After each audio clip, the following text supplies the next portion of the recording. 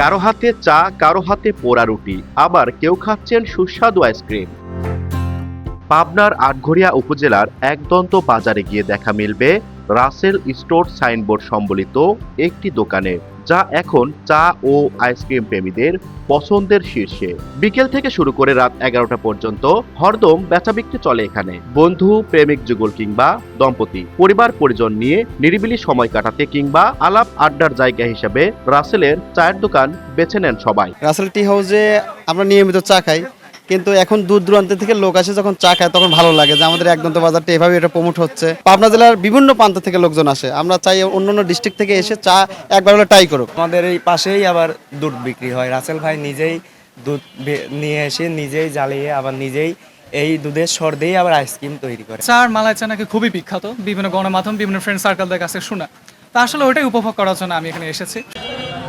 ভিন্ন স্বাদের চা ও আইসক্রিম বানাচ্ছেন রাসেল, যা নিজেদের সাধ্যমতো দামে খেতে পেরে উচ্ছ্বসিত ভোক্তারা।